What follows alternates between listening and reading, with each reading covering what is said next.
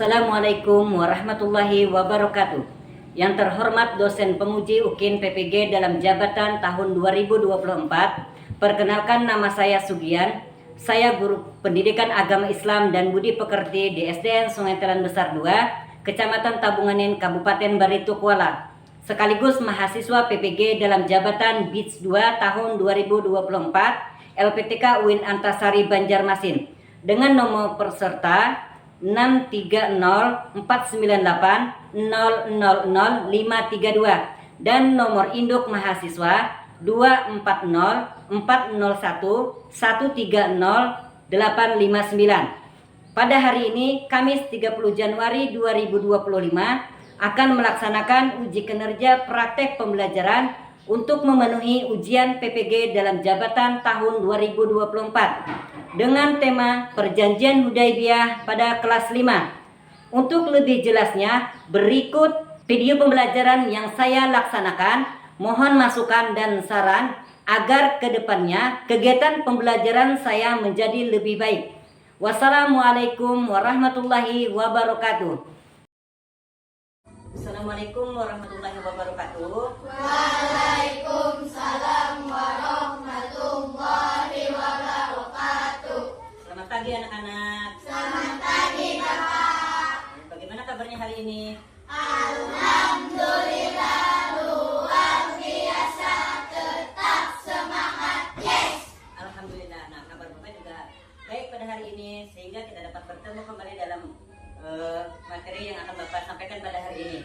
Nah, sebelum kita lanjut ke materi, alangkah baiknya kita berdoa dulu. Nah, di sini Bapak mintakan satu orang untuk memimpin doa ke depan. Coba Wahyu coba.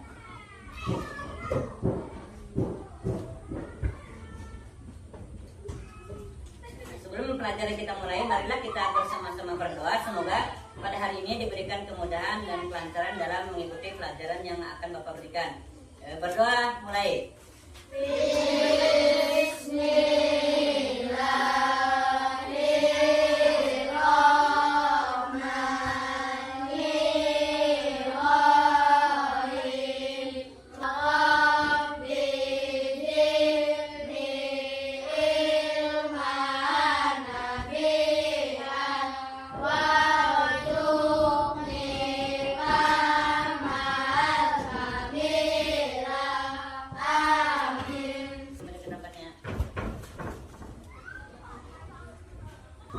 Terus sebelum kita menampilkan materi selanjutnya, Bapak di sini mau mengecek kehadiran siswa semuanya. Apakah hari ini ada teman kalian yang tidak hadir? Ada.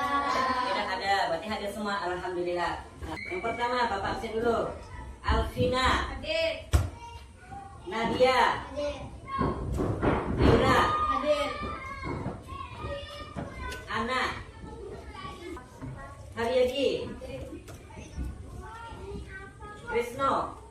Alhamdulillah semuanya berhadir pada hari ini dan sehat walafiat sehingga dapat mengikuti pelajaran yang akan Bapak berikan pada hari ini.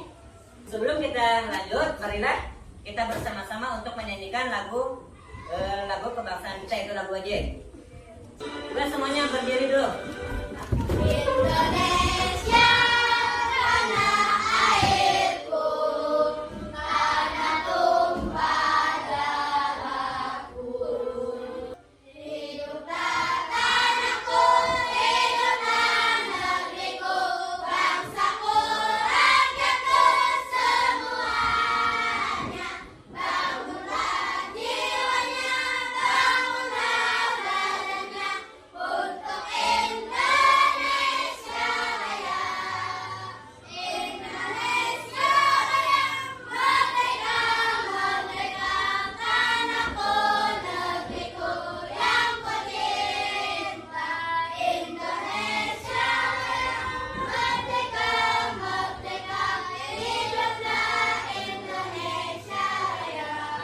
Ya, silakan duduk. Oke, nah setelah kita menyanyikan lagu Indonesia Raya, supaya lebih rileks lagi, coba semuanya tepuk semangat. Dang dang dang, deng deng deng, dang dang dang, dang dang dang, deng deng deng, dang dang dang.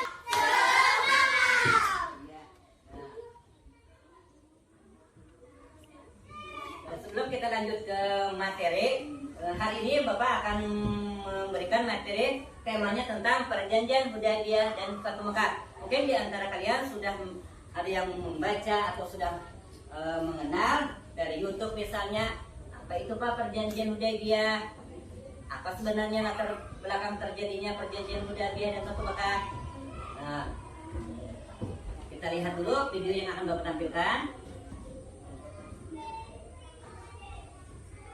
Coba kalian perhatikan, di sini ada peristiwa perjanjian Hudaybiyah dan Fatu Mekah.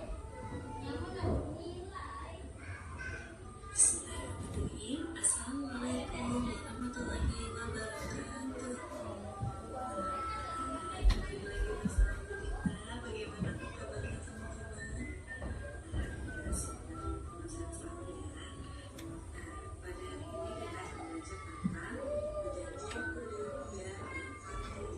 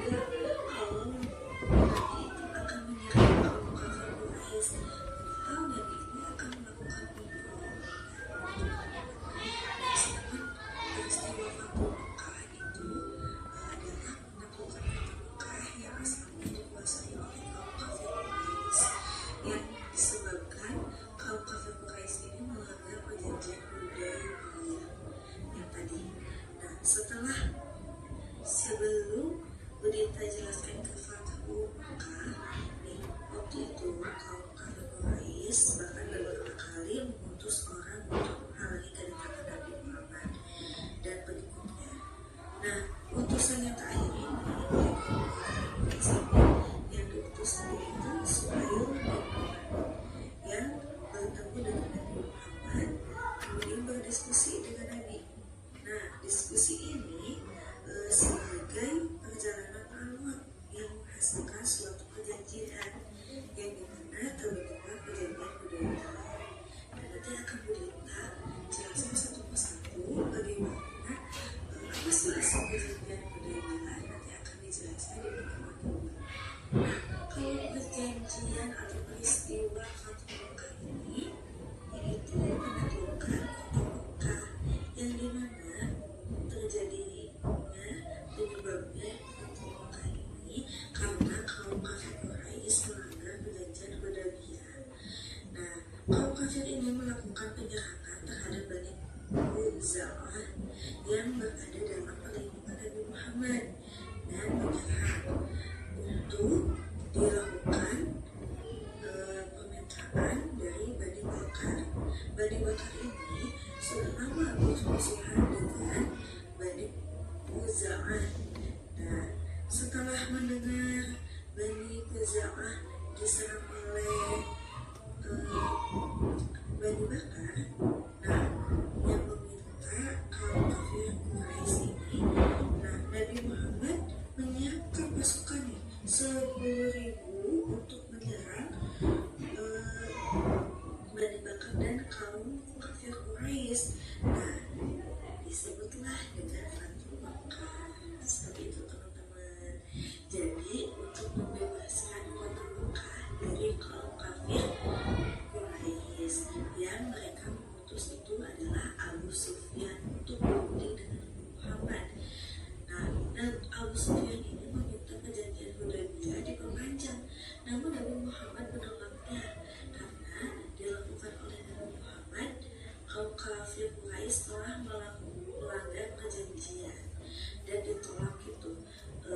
Soviet itu. Seperti itu teman-teman. Nah nanti akan ada video yang lebih lengkap lagi akan Bunda tayangkan dan Bunda akan share. Nah, dari video tadi kalian bisa memperhatikan tentang perjanjian Hudaybiyah dan Batu Mekah. Apa sih sebenarnya perjanjian Hudaybiyah itu? Apa yang melatar belakanginya? Nah, di sini dari materi video tadi dijelaskan perjanjian Hudaybiyah adalah perjanjian yang dibuat antara Nabi Muhammad SAW dan kaum Quraisy Mekah pada tahun 6 Hijriah atau 628 Masehi di sebuah tempat yang disebut dengan Hudaybiyah. Nah, artinya apa? Ketika dilakukannya perjanjian Hudaybiyah tadi itu diambil dari nama salah satu tempat yang diadakan antara Nabi Muhammad tadi dengan kaum kafir Quraisy tadi. Perjanjian ini dilakukan setelah kaum muslimin berusaha untuk melakukan ibadah umroh di Mekah, tetapi terhalang oleh tentangan dari kaum Quraisy. Nah, di sini ada pun latar belakang terjadinya perjanjian Hudaybiyah dan Batu Mekah tadi. Yang pertama dulu latar belakang perjanjian Hudaybiyah. Pada tahun ke-6 Hijriah, Nabi Muhammad SAW itu memimpin sekitar 1.400 sahabat untuk melakukan perjalanan umroh ke Mekah. Namun mereka dicegah oleh pasukan Quraisy yang menganggap kedatangan kaum muslimin tadi sebagai ancaman. Nah, setelah beberapa perundingan, akhirnya kedua belah pihak sepakat untuk melakukan perjanjian damai. Nah, artinya apa? Terjadinya perjanjian Hudaybiyah tadi itu masyarakat setempat, yaitu masyarakat kaum Quraisy tadi menganggap bahwa Nabi Muhammad tadi memimpin pasukannya seolah-olah seakan-akan mau menyerang mereka. Padahal Nabi Muhammad tadi tujuannya hanya untuk berumrah. Lanjut. Nah, adapun di sini setelah melakukan perundingan dengan Nabi Muhammad dengan kaum kafir Quraisy tadi, sehingga menghasilkan perjanjian Hudaybiyah tadi. Adapun isinya yang pertama, satu, gencatan senjata kedua belah pihak sepakat untuk tidak saling menyerang selama 10 tahun ke depan. Nah, artinya apa? Selama 10 tahun tadi itu tidak ada penyerangan atau anggaplah perkelahian antara kedua belah pihak.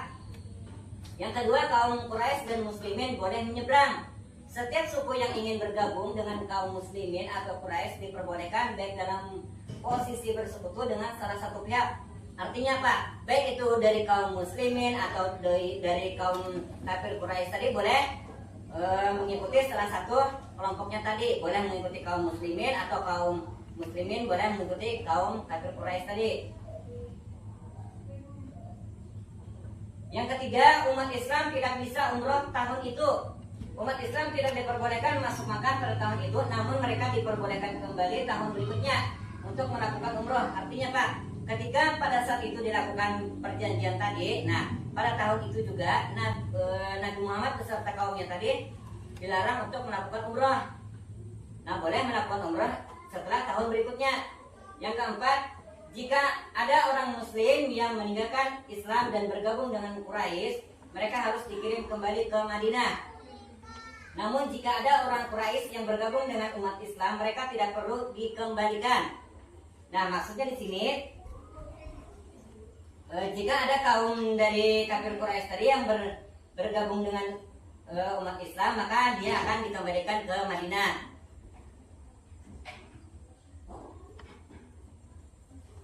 Adapun di sini makna perjanjian Hudaybiyah. Dari perjanjian Hudaybiyah yang dilakukan tadi, di sini taktik diplomasi, artinya meskipun perjanjian ini tampak menguntungkan Quraisy, sebenarnya membuka jalan bagi penyebaran Islam secara lebih luas. Banyak suku-suku Arab yang akhirnya memeluk Islam setelah melihat keteguhan dan kesabaran Nabi Muhammad SAW dalam menjaga perdamaian.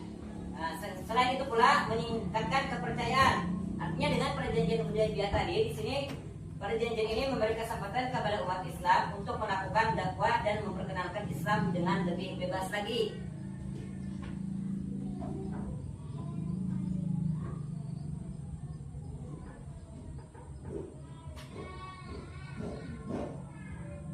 Nah, dari perjanjian Hudaybiyah tadi di sini sangat menguntungkan bagi umat Muslim tadi, bagi kaum Nabi Muhammad tadi. Di sini kemenangan secara tidak langsung artinya perjanjian ini, nah, memudahkan jalan bagi umat Islam.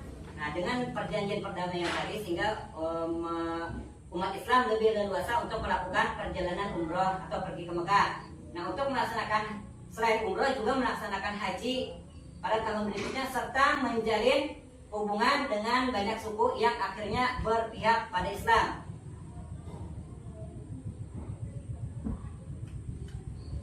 Yang kedua, Fatu Mekah. Apa itu Pak Fatu Mekah?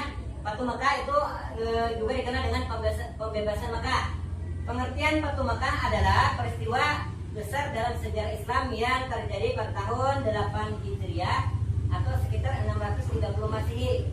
Ketika pasukan Islam yang dipimpin oleh Nabi Muhammad SAW berhasil menaklukkan kota Mekah tanpa perlawanan, berarti peristiwa ini menandai kemenangan umat Islam atas kaum Quraisy yang sebenarnya memusuhi mereka.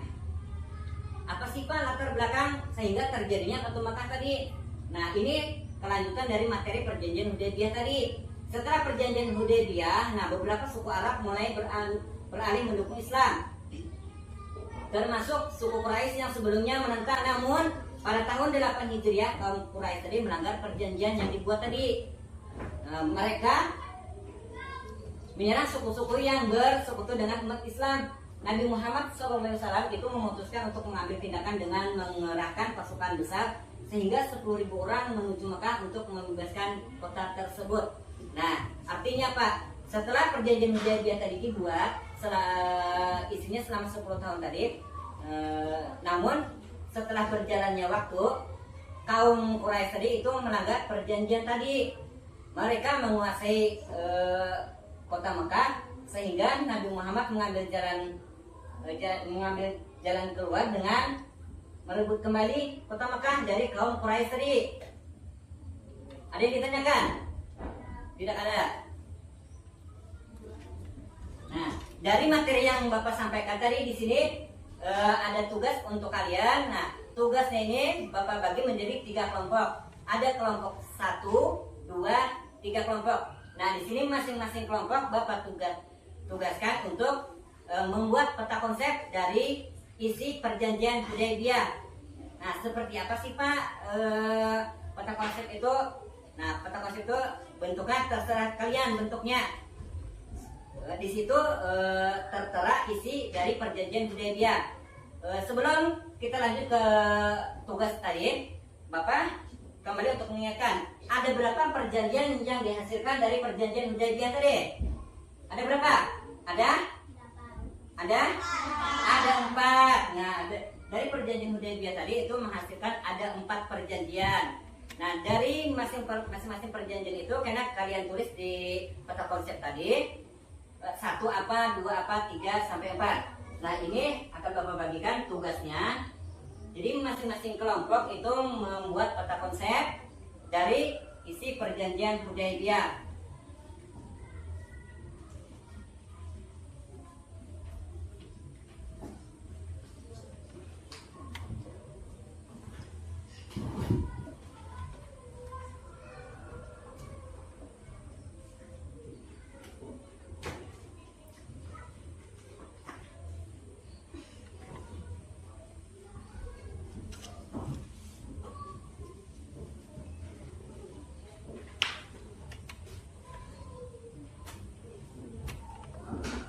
Itu diberi nama ada kelompok 1, kelompok 2, kelompok 3.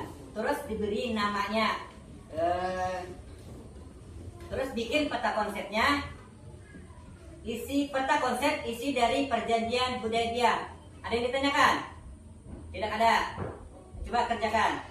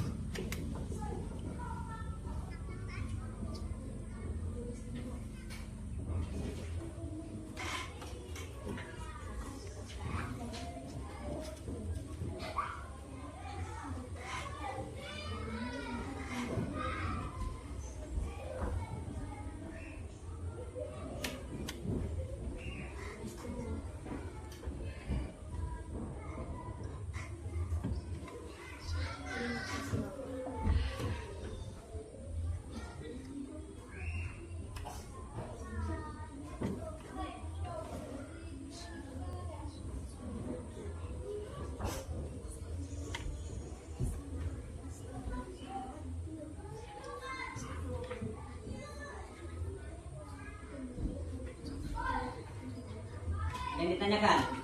Sudah ada. Dari masing-masing kelompok apakah ada yang sudah selesai?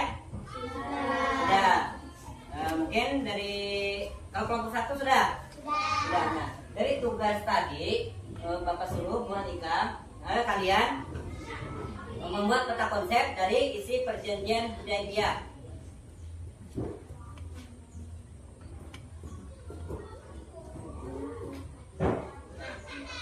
Kalau sudah selesai, coba kita mulai dari kelompok 1 dulu untuk mempresentasikan hasil kerja kelompoknya.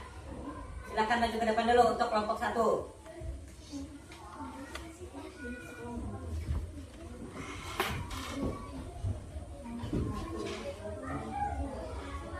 Semuanya. Satu orang untuk mengatakan hasil kerja.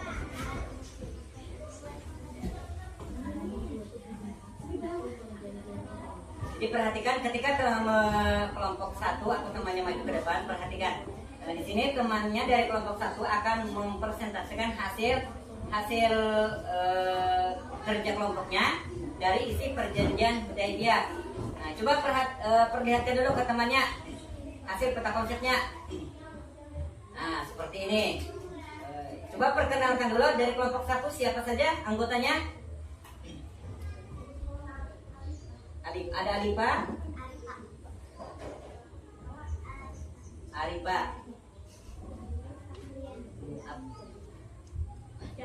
ya. Rizky. Nah, jadi ada 5 orang untuk kelompok 1. Silakan hasil presentasi kelompoknya dibacakan temannya, mendengarkan dari hasil perjanjian Hudaybiyah tadi.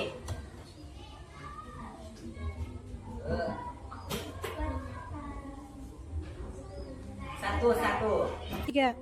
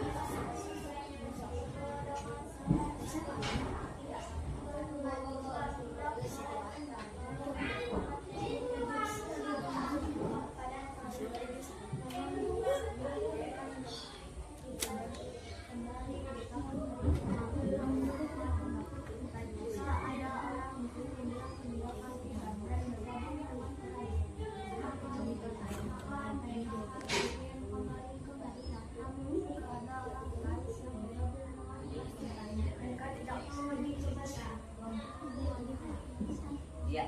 Nah, itulah hasil presentasi dari kelompok 1 tadi. Ya, silakan kembali ke tempatnya. Beri tepuk tangan dulu untuk kelompok 1.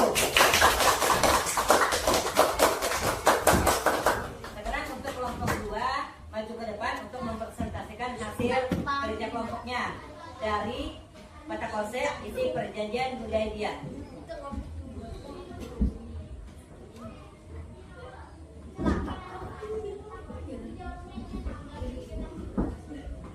Ya, teman-temannya coba perhatikan ketika temannya tadi maju ke depan untuk mempresentasikan hasil kerja kelompoknya.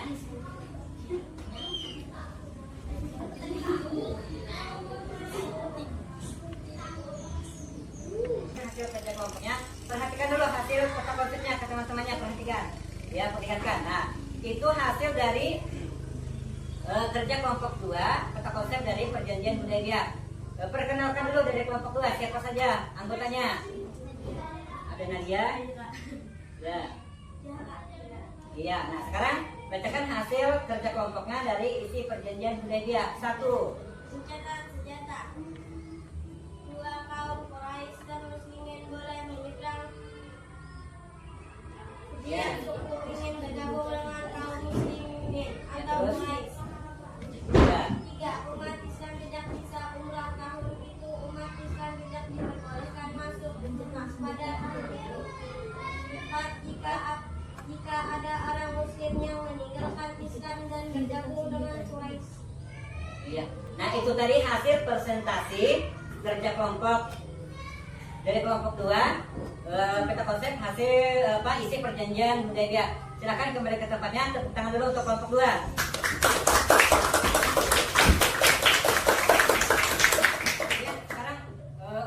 3 mempresentasikan hasil kerja kelompoknya.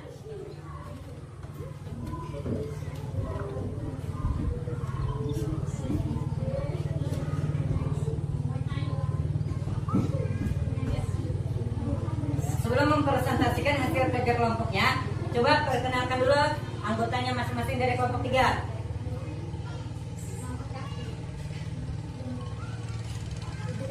Idris.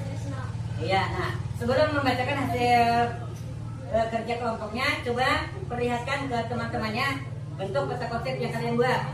Nah, coba lagi perlihatkan ke teman-temannya. Nah, ini hasil bentuk peta konsep dari kelompok 3.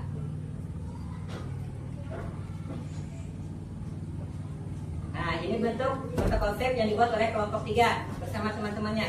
Ya, sekarang bacakan hasil dari isi perjanjian Hudaybiyah yang kalian buat. 1. Gencatan senjata. Kedua belah pihak sepakat untuk tidak saling menyerang selama 10 tahun. Iya, terus 2. Kaum Quraisy dan Muslimin boleh menyumbang.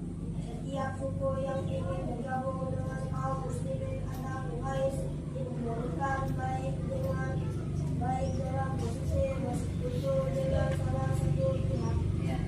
3. Umat Islam tidak bisa menolak umat Islam tidak diperbolehkan masuk ke kaum pada tahun itu, namun tidak baik memberikan kebaikan dirinya untuk melakukan sebab jika ada orang Muslim yang meninggalkan Islam dan bergabung dengan Quraisy, mereka harus diberi kepada namun jika ada orang Quraisy yang bergabung dengan pihak mereka tidak perlu dikembalikan.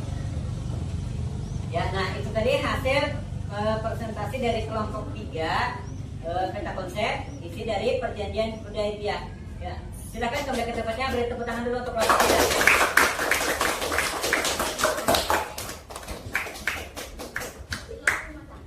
Dari hasil presentasi tadi dari kelompok 1, 2, dan 3 sangat bagus hasilnya. Kalian sudah bisa membuat peta konsep dari isi perjanjian Hudaybiyah tadi. Nah, dari perjanjian Hudaybiyah tadi ada yang ditanyakan? Tidak ada. Nah, berarti kalian sudah mengerti, sudah paham apa itu perjanjian Hudaybiyah? Apa sih yang melatar belakanginya? Kenapa bisa terjadi perjanjian tadi? Dari perjanjian Hudaybiyah tadi dibuatnya atau diambilnya dari sebuah tempat. Nah, berarti kalian semua sudah paham, sudah mengerti, sudah mengerti. Untuk supaya tidak tegang, coba kita speaking sedikit. Ini aja. Kalau kau suka hati tepuk tangan. Kalau kau suka hati tepuk tangan. Kalau kau suka hati, mari kita lakukan. Kalau kau suka hati, tepuk tangan. Kalau kau suka hati, bilang hore. Hore. Kalau kau suka hati, bilang hore. Hore. Kalau kau suka hati, mari kita lakukan. Kalau kau suka hati, bilang hore. Hore. Iya. Nah, setelah kalian tidak merasa tegang lagi dari materi yang kita pelajari tadi, marilah bersama-sama kita menyimpulkan dari materi yang kita pelajari pada hari ini tadi. Ada yang tidak paham dari materi yang kita sajikan tadi? Atau yang ditampilkan dari video yang Bapak tampilkan tadi? Tidak ada? Tidak ada. Alhamdulillah, berarti paham dari materi yang Bapak tampilkan baik melalui video ataupun PPT tadi dari materi dengan tema perjanjian Hudaybiyah dan Batu Makkah tadi. Nah, dari materi yang disampaikan tadi, perjanjian Hudaybiyah tadi, ada yang masih ingat tahun berapa terjadinya perjanjian Hudaybiyah tadi? 628 Masehi. Iya, 628 Masehi atau sekitar 6 Hijriah. Ya, nah, dari perjanjian Hudaybiyah tadi, apa sih yang melatar belakanginya? Sehingga sehingga terjadinya perjanjian antara kaum muslimin dan kaum Quraisy. Adanya iya betul, adanya kecurigaan dari kaum Quraisy tadi terhadap kelompok kaum Nabi Muhammad tadi, seolah-olah mereka akan menyerang kaum Quraisy, padahal mereka cuma untuk pergi umrah. Terus yang kedua, dari perjanjian Hudaybiyah tadi ada berapa hasil perjanjian yang dihasilkan? 4. Yang pertama, 1 gencatan senjata. Yang kedua, kaum Quraisy dan muslimin boleh menyeberang. Ya, ketiga, umat Islam tidak bisa umrah. Ya, sehingga mereka bisa umrah tahun berikutnya. Yang keempat, jika ada orang muslim yang meninggalkan Islam dan bergabung dengan kaum Quraisy, mereka harus dikirim kembali ke Madinah. Tapi sebaliknya, jika ada orang Quraisy yang bergabung dengan umat Islam, mereka tidak perlu dikembalikan. Artinya, mereka selamanya menetap dan bergabung menjadi kaum muslimin. Sebelum kita pulang, Bapak minta 1 orang untuk memimpin doa ke depan. Ayo, Krisno.